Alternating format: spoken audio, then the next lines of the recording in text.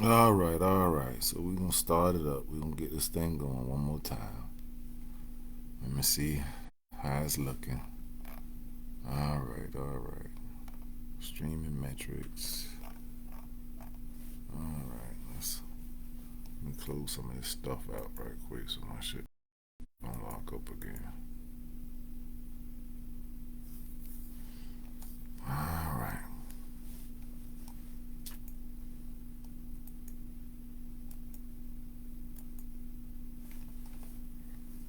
All right, so let's get back to where we was at. I have pulled up. Okay. Oh, I forgot it stopped on this John. All right. All right. So it stopped on Dijon. So let me pull up Dijon again. Let me go back through this so we could get this clear. Now remember, what we're dealing with this history. We're dealing with this history. And we're clarifying in the history. We're clarifying a history. Uh, we're clarifying a history on Abraham. We're clarifying a history on Abraham. We're clarifying this history on Abraham.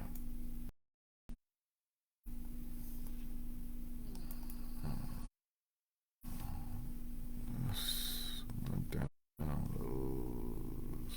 Oh, there we go. So,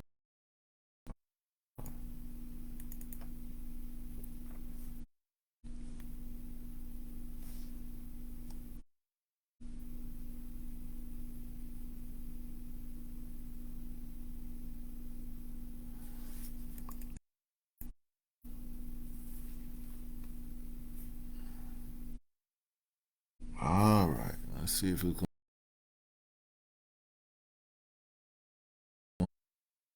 gonna let me get it started. All right, here we go, y'all. So we're clarifying a history. I'm gonna try to do a little run through again one time. Hold on. Let me pull this over here first. Pull this over here. Let me pull this right here. All right. Now, remember, they did not see Melchizedek as a natural person. They did not see Melchizedek as a natural person. So until the 1940s, the concepts of how Europeans and how they drafted the biblical concept was Melchizedek as a natural person was erased from the history. Melchizedek as a natural person was erased from the history. So when they find the Qumran and they see that the Essenes, they see that the Nazarenes, all the people that you try to say you're kind of following in their footsteps, the Hasmoneans, everybody in that time period who were considered the rightful rebels were all in support of Melchizedek. Now, somehow, the King of Righteousness,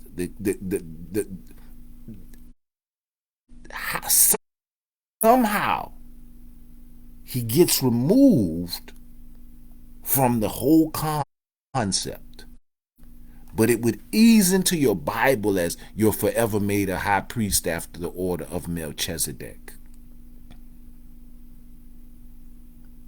After the order, what is the order of Melchizedek? Where is the order of Melchizedek? Why is the order of Melchizedek so important? What does it mean to you in your biblical studies, your Quranic studies?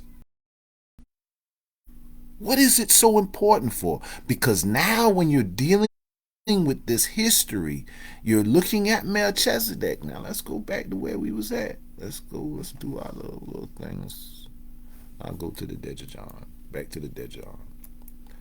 All right. Where was that? I thought I already lifted you up. All right. So we're going back to the Dejan Shoah. We're going to touch this just a little bit because the last time we got cut off. So I'm going to try to move past this pretty fast and I'm going to come back to the topic at hand. So when we were studying this, we see that this is a brief note. Let me go back up here so you get it because I want you to understand, what you be able to look this thing up. Is an ancient Ethiopian manuscript in Ge'ez discovered by Mary Ras Aman Bele in the ruins of the Ethiopian church in Nubia. So you remember last time we talked about the Kushite Ethiopian Empire. Not Ethiopia as a state that you see today. We're talking about the Kushite Ethiopian Empire. So in Nubia, there was a church and they found the Mistah Dejan Shua. Let me see something. Well, it's not going to let me do it right. All right. So in this manuscript, it speaks on Melchizedek. Oh, that's just like the Qumran set. That's just like the Dead Sea Scrolls. Well, this Melchizedek, he all over the place. He all buried in Egypt.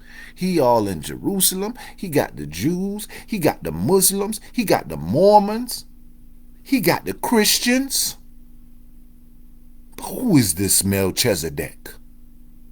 And how has his history to us become lost?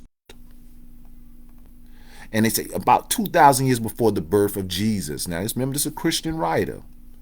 God ordered Melchizedek to send his son Ethiopia. Melchizedek had a son. Oh, so he is a natural person.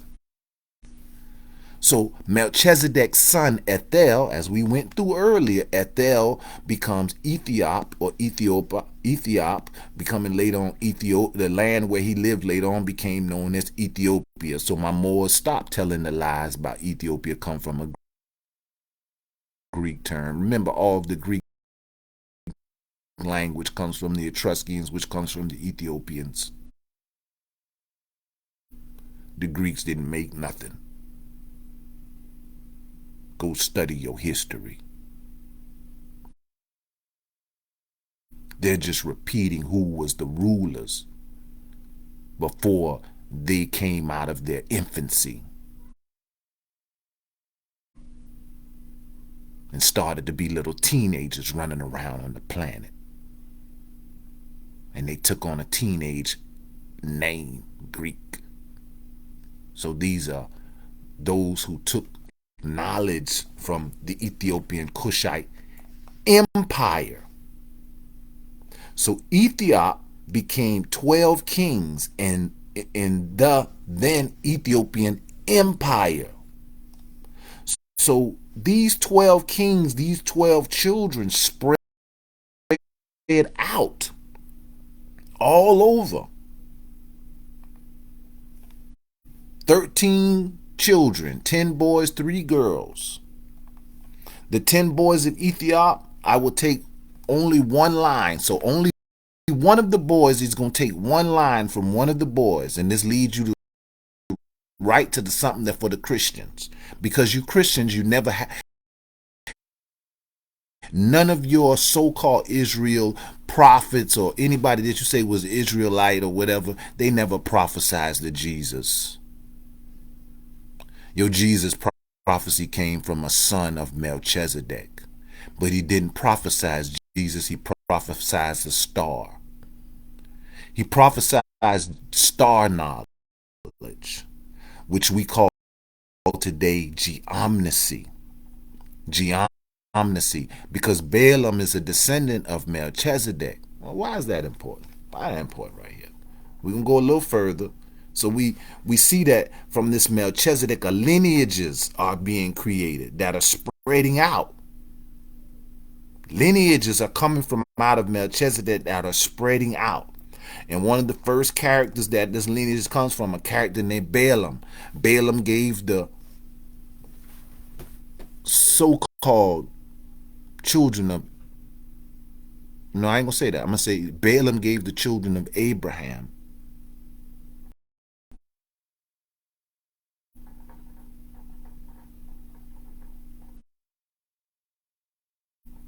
Balaam gave the children of Abraham a prophecy. But what was his prophecy based on? When you read the story of Balaam, you're going to see that there was the Balak. You had the kings of Edom and kings of Moab, and everybody wanted Balaam to curse Abraham's lineage, what was called the children of Israel. But Balaam said he couldn't. But most people understand the story. They're trying to make it. Balaam couldn't because Balaam is a descendant of this lineage, and Melchizedek made a treaty covenant with Abraham. You got to remember, we got this empire, goes all into Mesopotamia, goes all into Iraq, goes into India, goes all up to China. Ethiopian Empire. And we got wars going on. And in one of the times when there was about to be a war, remember now, the children of Ethiopia, sons and children, we're going to get this. We're going to get this. Let me find something. I'm going to show you something. So we get Balaam. I think it might be in here.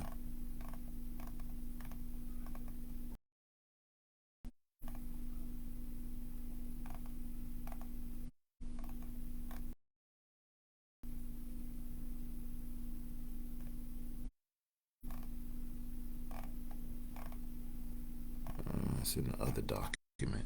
All right, so Balaam is the first character we'll deal with right here, because Balaam. Let's go.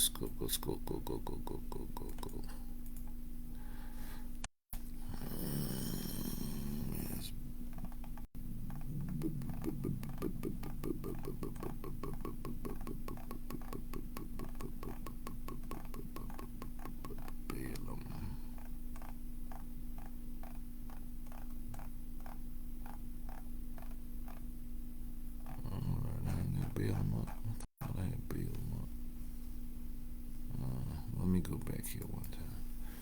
All right, let me go right here one time, and then I'm going to pull this out. I got to go back here one time so we could get this clarified, too. All right. Okay, come on, download.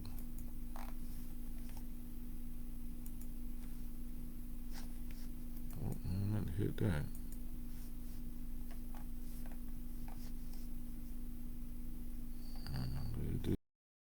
Did it? Shoot.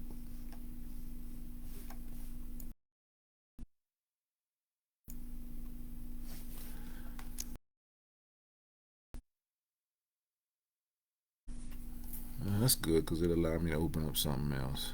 Let's get this, see if it opens up right.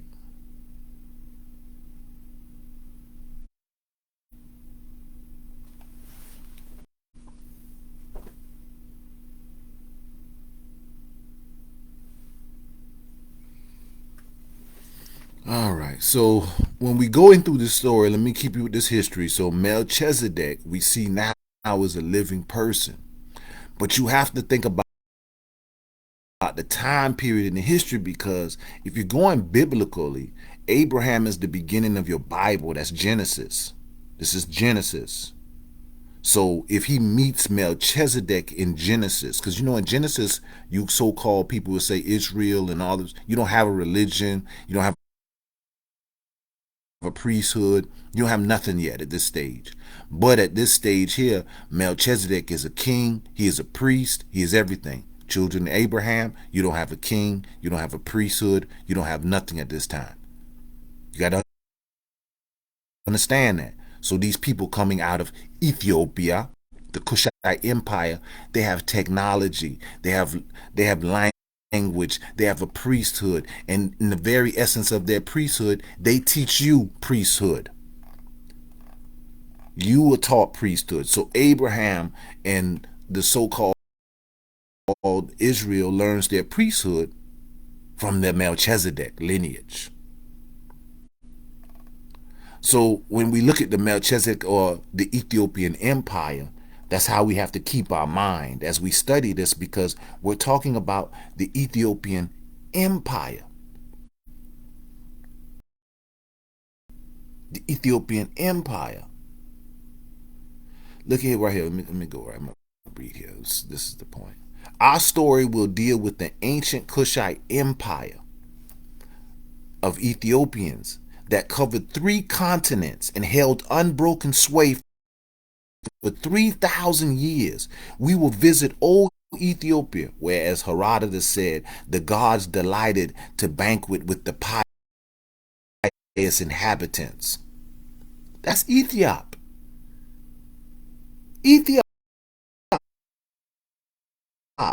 The Greeks, the Romans said God's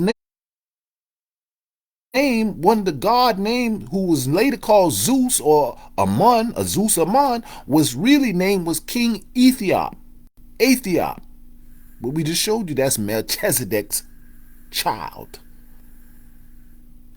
We will study the land in the ancient race. The old race will next win our attention. Petrie, the archaeologist Petrie, studied all of your biblical spaces that you said that were supposed to be sacred.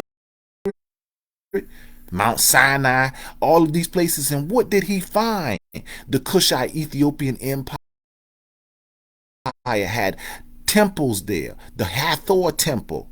What is the Hathor Temple doing on Mount Sinai where Moses was supposed to go and speak with God? Well, if there's a temple there and the God there was one of the king priests under the lineage, he was going to speak to a Melchizedek. We will study the land and the ancient race, the people of the earliest superior civilization of the first dynasty, down through the prehistorical visit. We see happy Arabia with her brilliant primitive culture and her unrivaled literature of later days. That's your Arabia, or what we would call Yemen. The cultures of old Chaldea, Babylon. That's where Abraham was at, ain't it?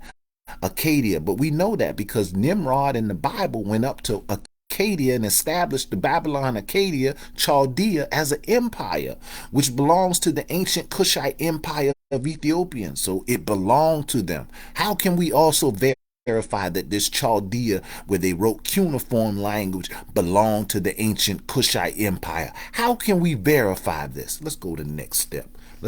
You're going to have to learn to trust that your ancestors left you a breadcrumb, but you can't be afraid to look at it. Let's go to the next step. How can we determine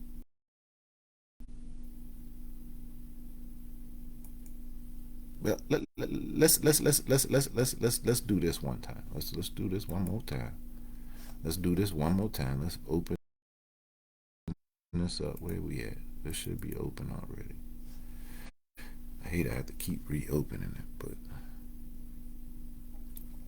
let's do this one time. We're gonna get this. Now, how can we verify that it said that Chaldea, for you who are Anunnaki, the Anu, who say Chaldea or the cuneiform is older than the hieroglyphs, but you trying to take two of the same people. Well, we gonna get that. Well, how can we verify something to determine that? Let's go here. Let's go to this name here. All right, kings of Lalibela to Ethiopia after his return. Let's go up here, right here. Right here. Later on, the children of Mara, where we get this name Mara from, or Amara. Let's go up here. Mara or Amara. Let's go up here. Baalam. So we get Balaam. Ethiop begot Beor. Beor begot Aram. Aram begot Nage, and Nage begot Hage, and he begot Beor and Balaam. And then Balaam begot Khemet, and who begot Shemshel. Let's look at Shemshel. Shemshel is a female prophetess who raised the dead. Ooh. That's a bad sister there. Shemshel begot Deshet, who became a major prophet who designed the zodiac. Sound kind of familiar to me. Zodiac designing. Who designed the zodiac for the Ethiopians if they got one of the oldest calendars in the world? So when we keep following these lineages, Now Dishak begot 4 sons, the father of many Ethiopian tribes, including Amara and Orma. They are the Magi or the Gemma or the Medi or the Medai or the Magaji begot Mara. Later on become Amara. Okay, let's go to this name Amara. Because we want to talk about Chaldea. We want to show that this Melchizedek lineage has been overlooked and you've been chasing a European concept of biblical lineage because you want to prove you so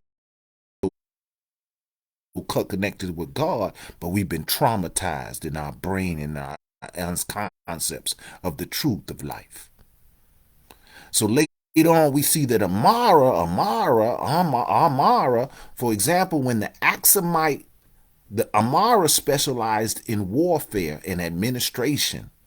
For example, the Aksumite was a little boy who was crowned as Pharaoh of Egypt. Well, Aksum, that's the Ethiopian kingdom.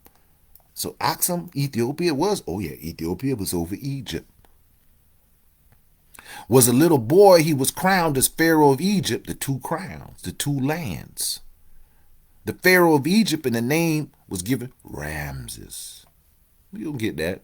It was Amara who accompanied him all the way from Ethiopia to Egypt about 2,850 years ago to protect his throne. About 350,000 Amaras. Remember we read about 240,000 soldiers just left Egypt? And then the rulership went back down to Ethiopia. We just read that in the Kushite Ethiopian Empire in the last part. I'll make sure y'all remember that. And the first part was just recorded. So go back to the first video that was recorded earlier, and you'll hear me talk about this, the soldiers that left Egypt. So now you see this history being documented again. So you got 350,000 soldiers, 240,000, it was a big number. And they left. Some of them returned to Ethiopia only after 1,850 years of a stay in Egypt. This is the history. It's documented. Follow it. And it goes to King Lalibela. Later, the Aksumite found the city of Aksum and became the emperor of Ethiopia. Oh, so they moved down. Aksum became an empire. Oh, okay, follow your history. He gave his daughter Ribla. This is why we tell you we in Chaldea, we everywhere.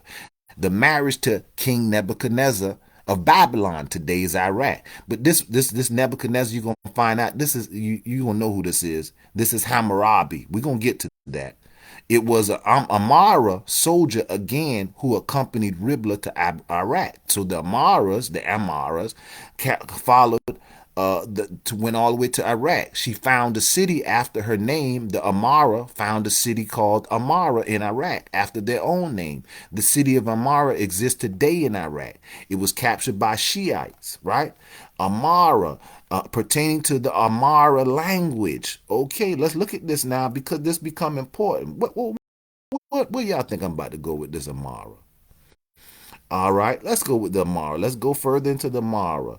For instance, there are kings and their names have the Amara names such as Kerfia, Sindek, Amal, in the list of the Ethiopian kings who reigned before Queen Sheba, mother of Menelik, as well as the ancient towns in Egypt known as the Amana.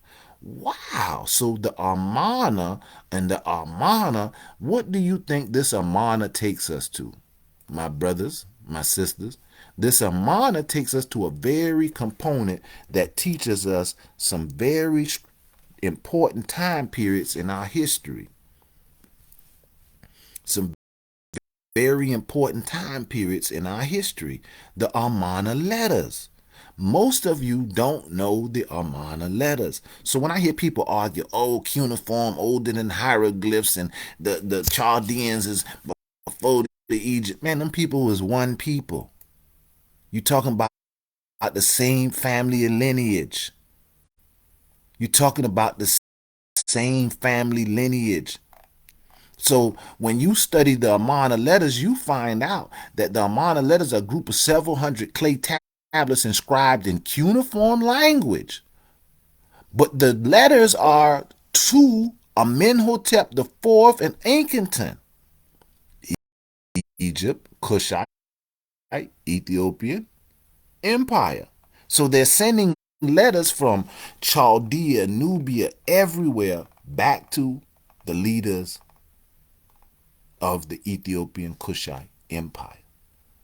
The Amana tablets show you that Chaldea, all of these different lands, according to the records, show that all of them were under the authority of the thrones of the Kushite Ethiopian Empire. You call it Egypt. I'm going to keep saying Kushite Ethiopian Empire. The Kemetic thrones under the Egyptian kings and under the 18th dynasty, Ahmosis and them are all Ethiopian Kushite Empire. And so when you read these Amana letters and you see that everywhere from every land, hold up, let me go show you something. Let me go one more spot.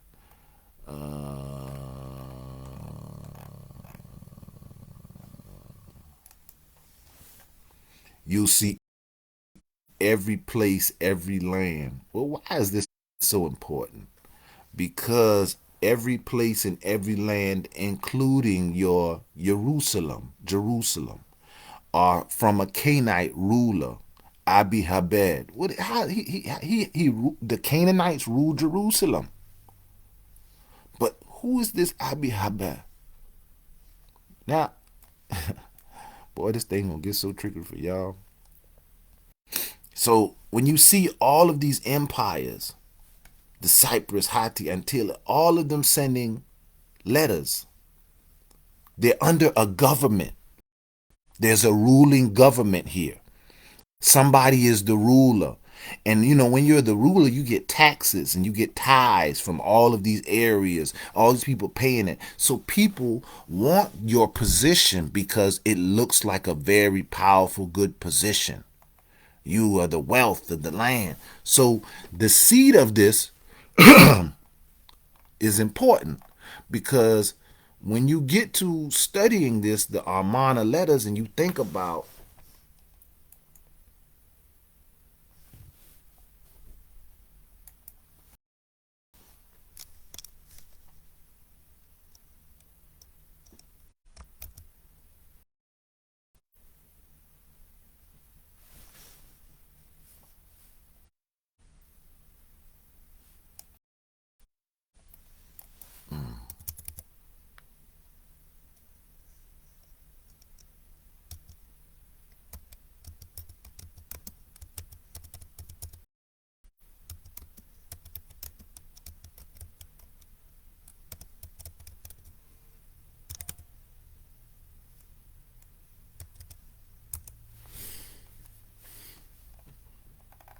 when you think about these Amana letters, I was trying to pull a certain one up, but didn't pop up.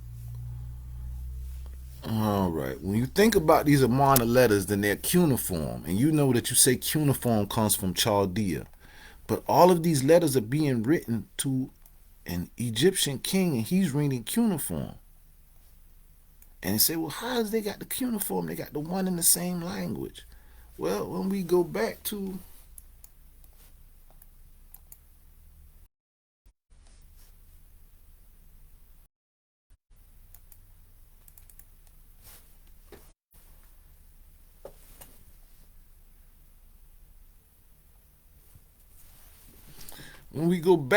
this wonderful Ethiopian Kushite Empire, it helps us get a confirmation of the term Ethiopian Empire. It's important to understand that term.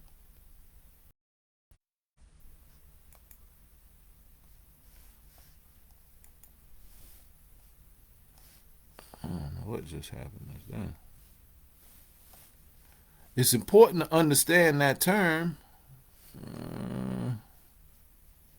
Where we at?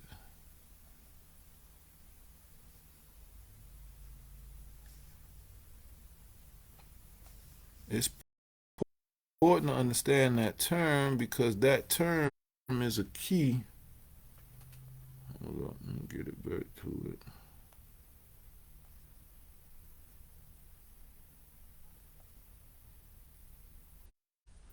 That term is going to be a key because what we've done, hold up, we've looked at. Let me get back here and see what happened. We've looked at that term of empire, but we haven't really kind of got a full concept for where you try to put certain characters in time periods and in history. Um, when you try to put those characters in time periods in history, you have to have an understanding of what was going on in those lands and how the lands were shifting and the names and the concepts were shifting as well. But what was the root? It's just like certain things from hip hop ain't gonna be understood in a few years from now. It's gonna be words that we know that they're gonna change these words, you know? The words done change. We did it in hip hop when we first took fresh. We took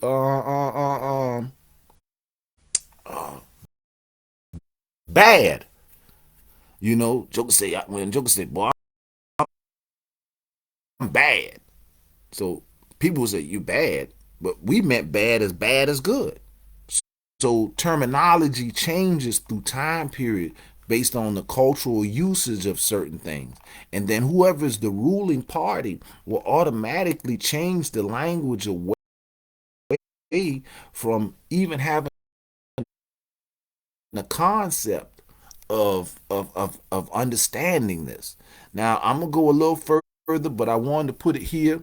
Another division of the Atlantis was the transatlantic America. There, the mysterious mound builders representing the ancient Kushite race, we study a peculiar culture and genius of fierce Aztecs who acknowledged that he received the germs of civilization from the early Kushite inhabitants. So this is important that even in the North America, you're going to find that this priesthood, Melchizedek, extended to all of the world. Go a little further because I want to get to Chaldea. Get a little into Chaldea for you.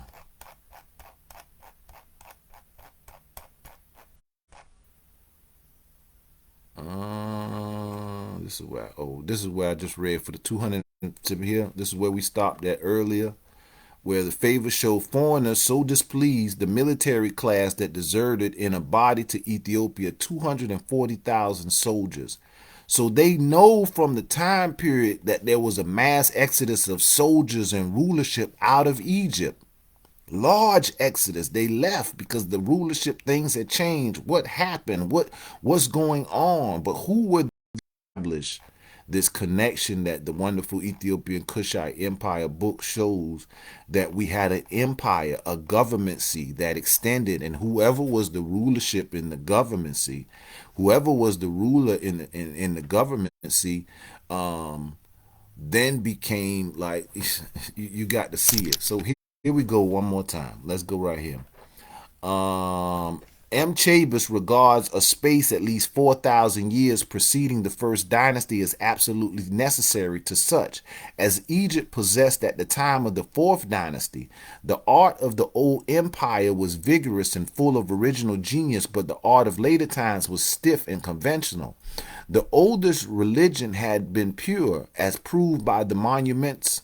The reign of Menes began about 3895 BC. He was a prince of Upper Egypt. The records of Egypt say that prior to Menes were 10 Thinite kings of Upper Egypt, the older of the two countries as proved by this statement. There were still earlier ages when demigods ruled and a vast period when God himself ruled the universe. There is nothing at all in this ignorance with Bible statements. The scripture says that there were 10 antediluvian patriarchs preceding the deluge. The Hindu, Chaldean, Arabian, Greek, and Celtic chronicles name 10 primitive kings. The part of the Egyptian chronology which we cannot understand is that division extends beyond the hood. We're talking about this Melchizedek lineage.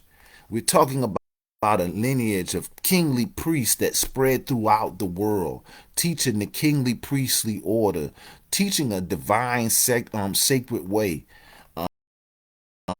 Melchizedek did many things, and the Melchizedek order did many things that you live under that you don't know. All right. Let me go one more further. Kushite blood rule, Martians, Edmonton. Um,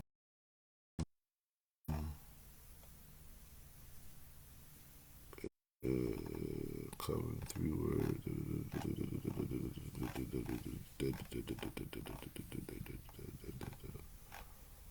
All right. All right. So when we look here, we're talking about Amenophis or the third, Ramses the second son marriage, became a legitimate king. Greeks. I want to just show you these places of connections. He built two magnificent temples in Nubia, part of Karnak's luxury around his name. We know he subdued Syria, Mesopotamia, Assyria, Media, Persia, Bactria, India, even to the Ganges and the Sectians and the inhabitants of Asia Minor. All of these regions were anciently Kushite. He returned after 9 years loaded with captives and spoil.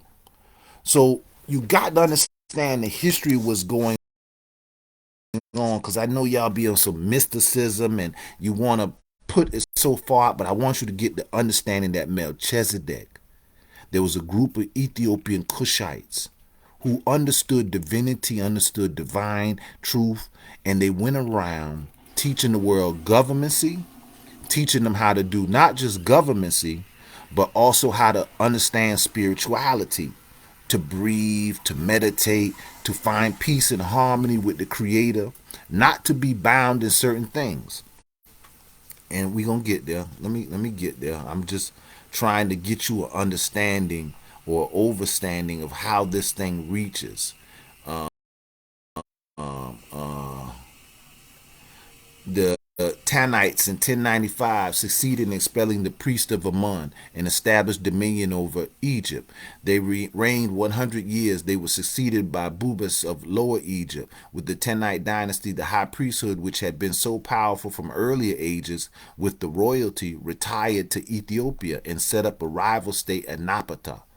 Arzek, Amen, king of Ethiopia, starting from Napata, invaded Egypt, traversed the whole length and penetrated Palestine at the head of an army of Ethiopians and Libyans. 800 BC, Paanchi made Theban a simple province and dependent upon Ethiopia.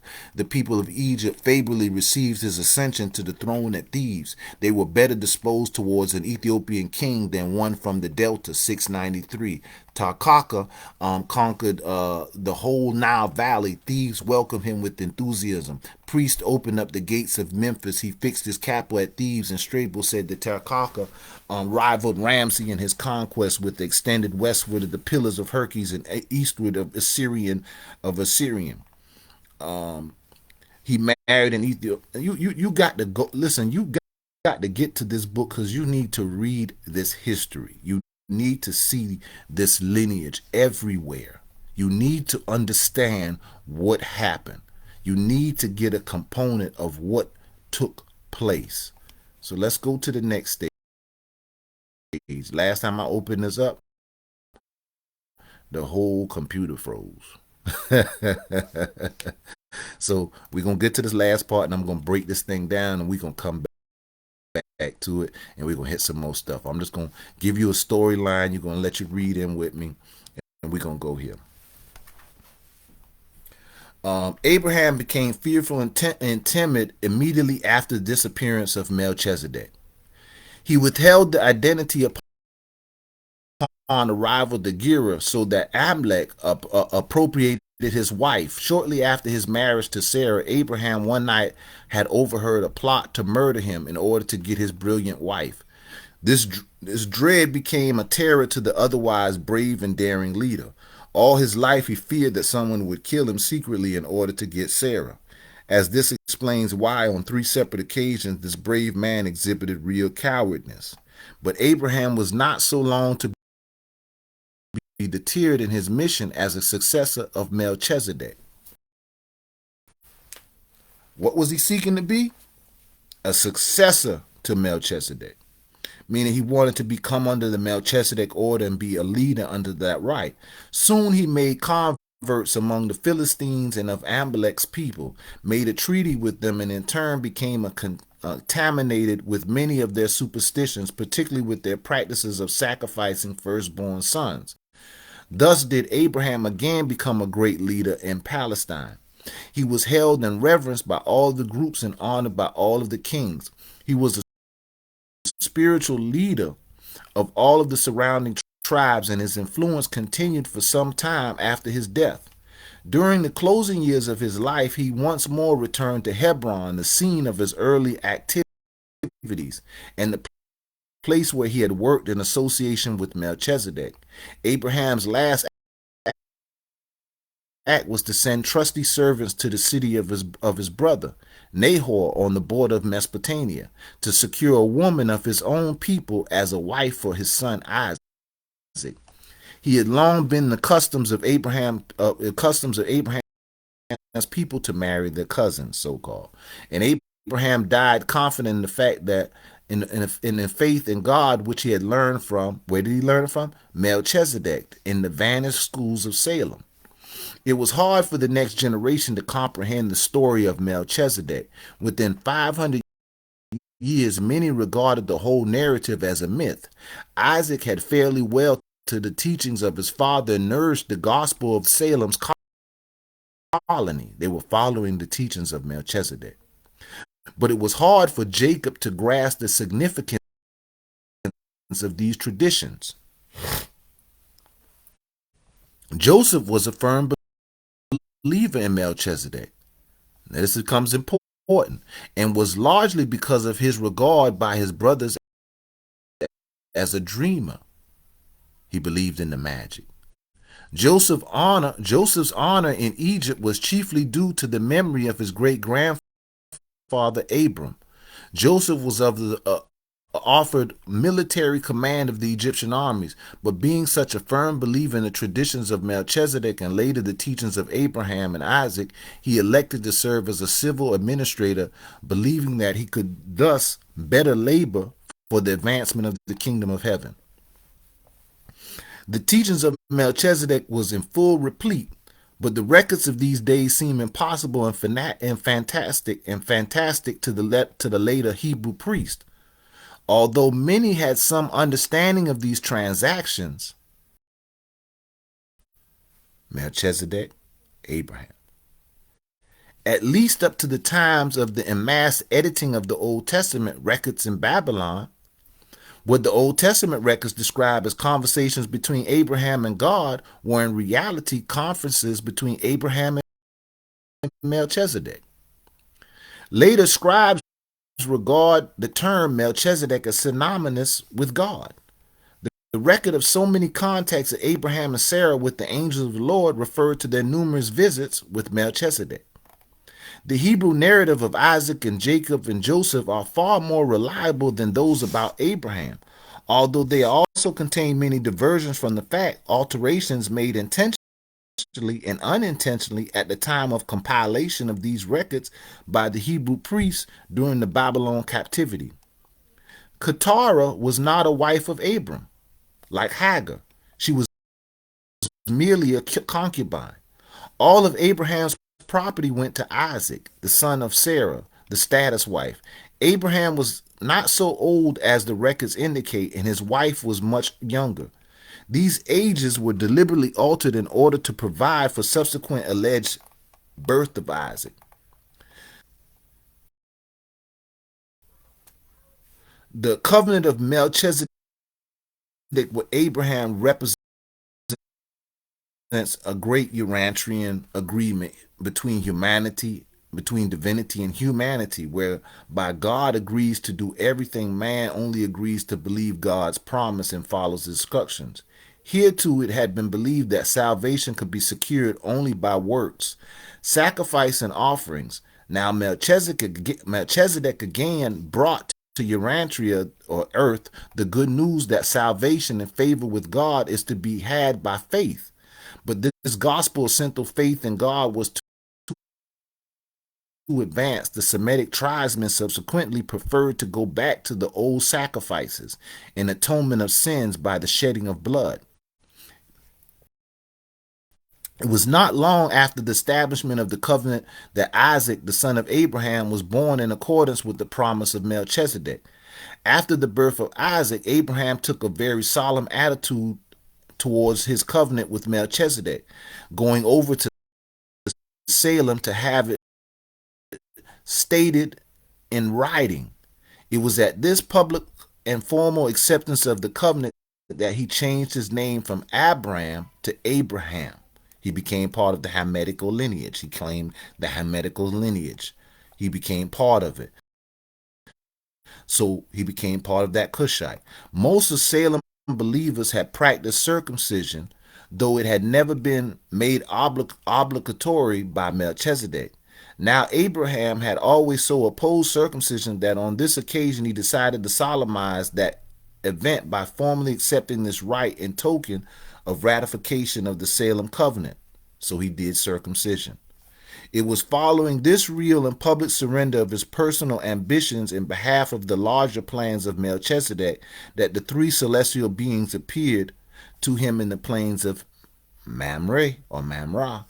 This was an appearance of fact, notwithstanding its association with supplicant fabricate narratives relating to a natural destruction of Sodom and Gomorrah, and these legends of happenings of those days indicate how retarded were the morals and ethics of even so the recent times. Upon the consummation of the solemn covenant, the reconciliation between Abraham and Melchizedek was complete. Abraham again assumed the civil and military leadership of Salem, the colony, which at its heights carried over 100,000 regular tithe payers on the rolls of Melchizedek brotherhood. Abraham greatly improved the Salem temple, and provided new tents for the entire school. He not only extended the tithing system, but also instituted many improved methods of conducting the business. All right. Let's go one more little further.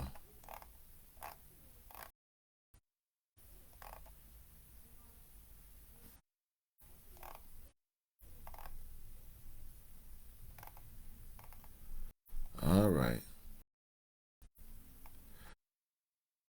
The national ego of the Jews was tremendously depressed by the Babylonian captivity. In their reaction against national inferiority, they swung to the other extreme of national and racial egotism, in which they distorted and perverted their traditions, with the view of exalting themselves above all races as the chosen people of God.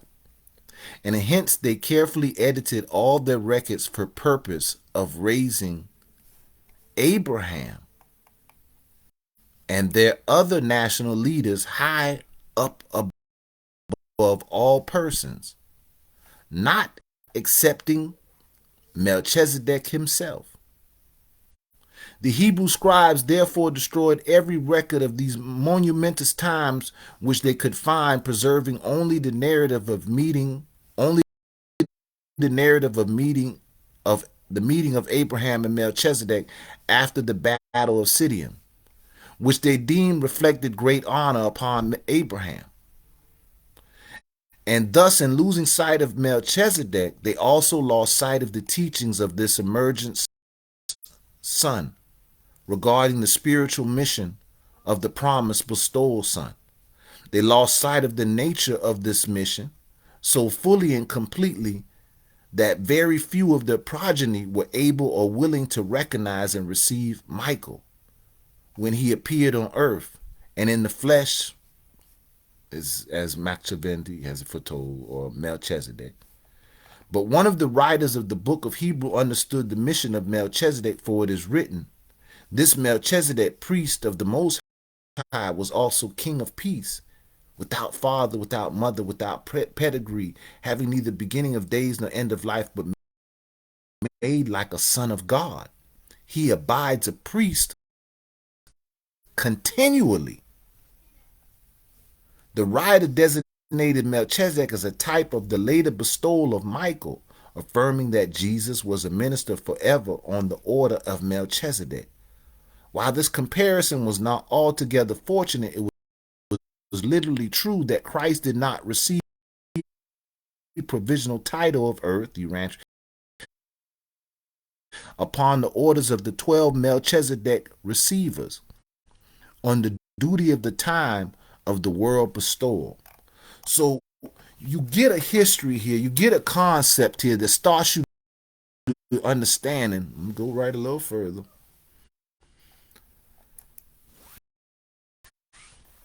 That Melchizedek, the history and what Melchizedek was teaching, the Melchizedek schools, these brothers and sisters who traveled under the order of Melchizedek, teaching all righteousness. Melchizedek stopped blood sacrifices, stopped them from sacrificing children, kids. Remember, Abraham was going to sacrifice Isaac. The ram in the bush represents the Amon, the priesthood of Melchizedek. So you're going to have to start really paying attention that we got deceived and we got taken off track. And let me get this last part in, and I'm going to close this out. Close this all the way out for you. All right.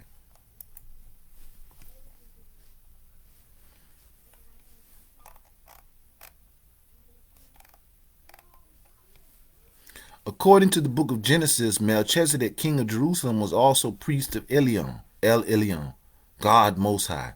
The meaning of the name Melchizedek is, my king is God. Zedek. Well, you know, Rasta, we say, His Majesty is King and God.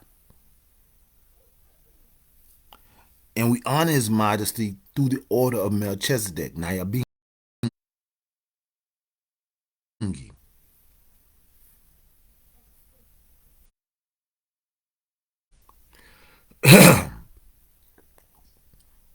His Majesty is a king, and he spoke Geese, which is priest language. King, I'm priest. Not to get off the track, I'm just giving you a lionization and how things come into these times. But here you see that when David conquered Jerusalem from the Jebusites, a remnant of the Canaanites. Well, who are the Canaanites? The Kushites, Ethiopian. Remember now, this history gets written different now. So these people, these Kushites, these Canaanites, they were there.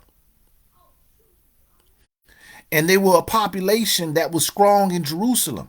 The population of the city was not eliminated. They couldn't get the Jebusites out of there, the Canaanites. Why? Because you didn't come in there really to kill them and rob them and move them out, because they were the power structures there. That was the order of Melchizedek. Melchizedek, that was his city. According to the book of Genesis, Melchizedek, king of Jerusalem, king of righteousness. So these were the ones that taught righteousness, taught the savages to stop being savages and to think righteousness. Another king of Salem is called Zedek. The meaning of the name Zedek was, my Lord is God, Zedek. Thus the name Zedek or Zadok are associated with the Canaanite god Zedek, the Canaanite, the Kushite, Ethiopian. When David conquered Jerusalem, he made it a capital of the United Monarchy. United Monarchy? He named the city after himself, the city of David. He became the king of Jerusalem, also assumed the duties of the priest of the cult. Remember now, David and them coming in there under the covenant of Abraham, believing that they had authority to govern this area, but they were eliminating also the priesthood of Melchizedek. But something changes in this time. This is the meaning of expressions of Psalms 110. You are a priest forever after the order of Melchizedek. David and his descendants offered sacrifice in Jerusalem because they were priests. They were not priests. They were priests not because they were Levites, but because they were priests after tradition established by Melchizedek, king of Jerusalem. Thus, David appointed Abiathar to serve as priest for the Israelite population, and Zadok to be the priest for the Canaanite population. So now you see this Ethiopian lineage and this Israelite lineage, they together. This Kushite Ethiopian, they together in Jerusalem. And there's two sets of priests. And the priesthoods are respected. In fact, the Israelites know that they got their priesthood from the Zadok, from Melchizedek. So they know that both of these priesthoods are both acceptable in the eyes of God. Because they're one and the same, but somebody has taken somebody's lesson. And then because they want to erase the other person, they start to change the meaning of the lessons. The people lose their way. The people lose their way. So Zadok also served in the tabernacle that was at Gibeon. The Gibeonites were Canaanites. You know, they say they deceived. There go another thing. We have to study that history. After Abiathar was banished to Anathoth, Zadok became the sole priest for the nation. Eventually, Zadok is classified as a Levite, since the Levites were people consecrated for religious duty. Samuel was an Ephraimite and also a Levite. Several scholars have rejected the view that Zadok was a Jebusite on the grounds that David would not appoint a pagan priest to serve of Yahweh. However, it is possible that eventually Zadok became a Yahwist. Now here we go. The fact is that in earlier Israel, many people identify Yahweh with Baal. Baal. Saul's son was named Ishbaal, man of Baal.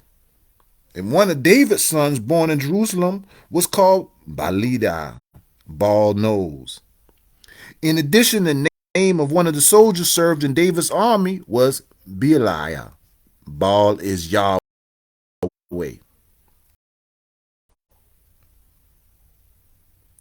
So, Baal. Well, why is this important, God? How do we get to this? So, what they hiding the Melchizedek in the concept of Baal? So Baal wasn't that bad. What's going on? What's going on? How could they? What are they doing? Well, let's go back to Baal. Let's get a little touch on Baal.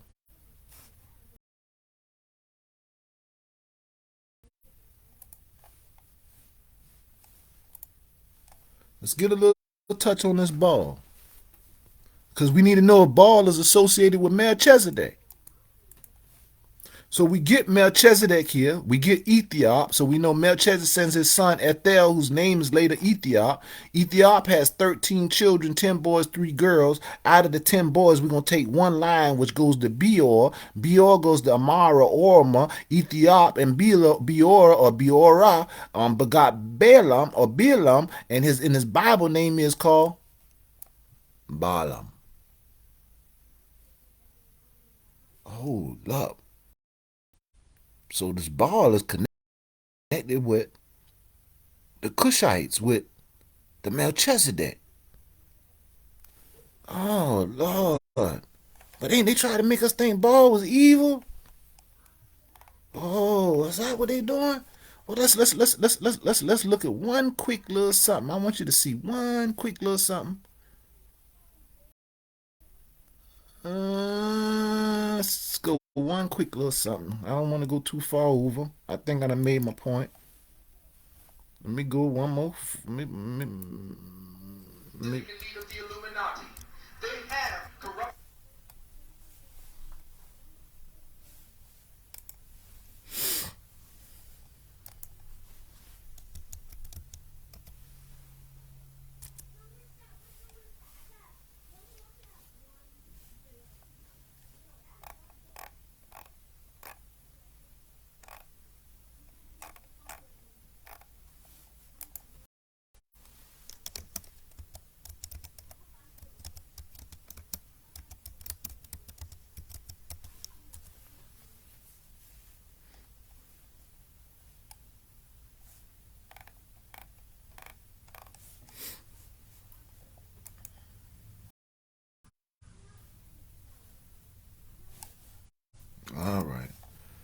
just want to hit two things for you. I don't know what this video says. I'm just going off the whim.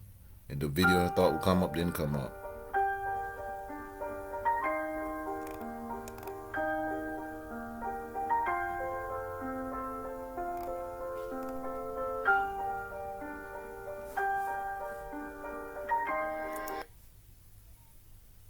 King of the Moabites once had some renown in Israel, and so you have background.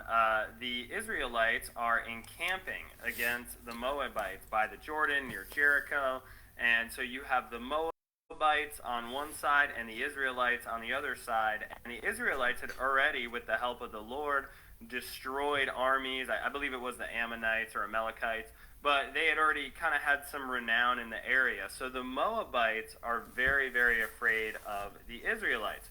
And so through this process, the king of the Moabites tries to hire Balaam, who is actually a false prophet. He's like a cultic prophet that they believe has some sort of power to curse or bless people.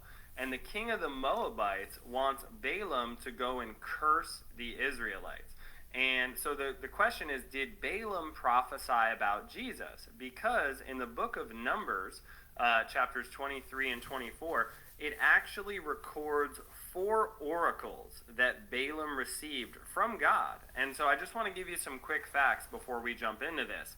Numbers is written over 1,400 years before Jesus is even born. Okay? Balaam, the false prophet hired by the king of the Moabites, Balak, he's actually a false prophet, yet he is still used by God. He actually allows him to speak. He ends up bringing some of the Israelites down a bad path in the future. Balaam is, a false prophet. God still speaks through him. If God wants to speak through a false prophet, he will. It wasn't like he spoke to him like he gave an opinion. You got to listen to this too. If God's speaking through you and you speaking and people say, yeah, God's speaking to him, then how are you speaking falsely? So you got to understand this is a concept being placed on him. But everybody took to the terminology that whatever Balaam said was going to be the will of God. You have to understand that. Whatever Balaam said was going to be the will of God. So everybody wanted to hear what he was going to say, how he was going to say, would he bless them, would they do this? But they call him a false prophet, but they tell you that Balaam did divination. He was one who prophesied. He did certain works. We won't get to this, so we can close up. Literally put his words in this person's mouth. And it's very interesting because Balak, the king of the Moabites, he wanted to hire Balaam to curse Israel, and God literally prevented him from it. He stopped his mouth. He did all sorts of things. You can read Numbers 23 and 24. It's truly amazing. But God is sovereign even over false prophets. That's a really important lesson. One final fact. The king of the Moabites wanted to hire... Oh, I already said that. Excuse me. Wanted to hire Balaam to curse Israel. The Spirit of God came upon him, right? So even though he was false, God used him here. He wouldn't let Balaam curse. He could only bless. He could only say the words the Lord literally put in his mouth, right? He had no... All right. So what Balaam has to do is, you got to understand now, you're going to find out that Balaam's brother was king of Edom. That these empires they're talking around, these are family lineages that are around. This is tribal groups, people who know each other, just like when they say France, Spain, UK or Britain. All of these people were tribal rulerships that knew each other, and they were blood lineages, but yet they were fighting amongst themselves. And there's always that one that's in the middle that's trying to keep the peace. So this was the Melchizedek lineage. So Balaam was telling them that no, Melchizedek had placed a covenant on the children of Abraham. I can't curse them. Let's get the story right. I can't curse them. They're blessed by God. And so who God blessed, no man can curse. Who blessed them? Melchizedek blessed them. You just got to understand what he's saying, because this is a descendant of Melchizedek. He's keeping the treaty covenant of his people amongst with the people. So in the end, there's some things he says that leads the people to say that he's prophesizing of Jesus. Now they're going to keep saying that he is a false prophet, so forth and so forth, this and this, but everything he says, everybody honors. The utterance of him who hears the words of God and has the knowledge of the Most High, who sees the vision of the Almighty, who falls down with his eyes wide open. I see him, but not now. I behold him, but not near. A star shall come out of Jacob, and a scepter shall rise out of Egypt, and batter the brow of Moab, and destroy all the sons of Torment. Now, you gonna get this now. You're gonna get this. Let me get this a little further. He's prophesizing a star, right? A star. Where is he who has been born King of the Jews? For we have seen he is his star in the east and have come to worship him. So this is where they're talking about this. Now I want you to understand that Balaam does star. He does he's doing what is called oh man um he's doing prophecy. And the key to this prophecy is it's called geomnesy. This is how we learn geomnesy. Geomnesy is star knowledge. It's prophecy of reading, and you can read in certain things, and you can see designated things. So he was dealing with star knowledge. He was dealing with geomnesy. He practices. This is where Ifa, Ruba. This is where the I Ching. If you go to the Essenes, who we talked about in the first video, the Nazarenes, they had the same process. All of this, you can trace this through the priesthood. So this was part of the priesthood, and in this priesthood, Melchizedek had removed the sacrificing of animals and so forth, right? So now, when we get to understanding this geomnesy, so we say, okay, so Melchizedek, Balaam did geomnesy.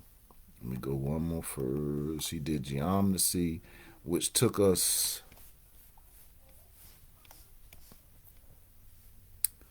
hold up. It's right here. I just seen it. I think this is it right here. All right. So what you're going to see is a lot of people, when you start tracking these things, you're going to find out Melchizedek has no parent. He didn't have any families. He was a king and priest of God, the Most High. His name means King of Righteousness. His city is Salem, Jebus, a region of the Canaan, later became known as Jerusalem. The order of Melchizedek was a kingly, priestly order, priesthood, kingship, right? But you're going to see that many people, when you start dealing with this geomnesy and this Ephah and so forth, you're going to find out that Melchizedek represented Orumelia. Orumelia. So Melchizedek has another name as well, which you can chase it as. Orumelia is actually the bringer to the tribes. They call him the bringer of divination. The bringer of divination. So when you study this, the bringer of divination also has another name, Elohim, the witness of the fate, or the witness of the fate, or witness of creation. Well, that witness of creation would then have another name. The witness of creation would then take us to another name. What would be the other name for witness of creation? And we will close out, because this will be your key for understanding how they have taught you away from Melchizedek and made you chase a concept in which Europeans gave us, and we did not rightfully decipher the knowledge to know that even under Israel was still coming to be under the Melchizedek, the Kushite order. So when I hear my Hebrew brothers in them talk about they're not from African, any concept of religion that you have, any belief that you believe you had, you gained it from the Kushite Ethiopian African Empire. Even down to where Moses met his father-in-law Jethro. Jethro was a Midian, an Ethiopian, and Jethro taught Moses all of the priesthood, even though Moses is a mythological name given. But if you deal with that story, even Jethro, the Ethiopian, had to teach Moses in Israel how to go before the Lord. So, in saying that, we've come into a conclusion that we have been misinterpreting the concept away from our history, and we must return it. So, in that, I give thanks. I hope you enjoyed the little quick build. Again, it is about understanding or overstanding that someone or some groups of people took us away from a wonderful history that would enlighten our children